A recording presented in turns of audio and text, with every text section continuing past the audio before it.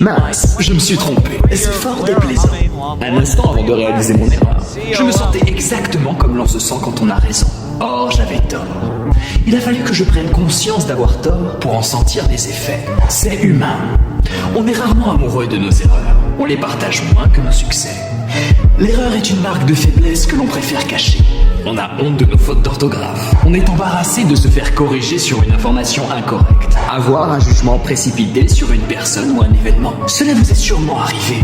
Parce que personne n'est infaillible. Mais si personne n'est infaillible, alors tous les humains commettent des erreurs. C'est curieux d'avoir honte de faire quelque chose que tout le monde fait, non? Avons-nous un jugement erroné sur l'erreur? Beaucoup de grands penseurs ont écrit sur l'erreur. Ils se sentaient très concernés. Après tout, Descartes a dit quelques sottises. Sur l'animal machine, il s'est planté. Aristote nous a légué des façons de voir la nature qui ont dû attendre un Darwin pour les remettre en cause. Sur la hiérarchie du vivant, selon une échelle des êtres. Aristote a fait une jolie boulette. Et pourtant, ces hommes étaient redoutablement intelligents. Plus vous pensez, plus vous écrivez. Plus vous travaillez à décrire le monde, plus vous dites d'ineptie. Parce qu'il n'y a que ceux qui ne font rien pour ne jamais fauter.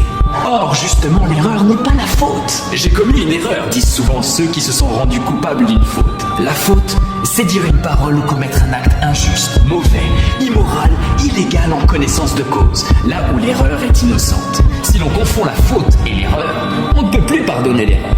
Or, on ne fait rien de nouveau, rien de très grand dans la vie si l'on n'accepte pas de se tromper souvent et de se corriger toujours. Pour éviter de se tromper sans le savoir, on a inventé la science. La science consiste moins à avoir raison qu'à savoir quand on se plante.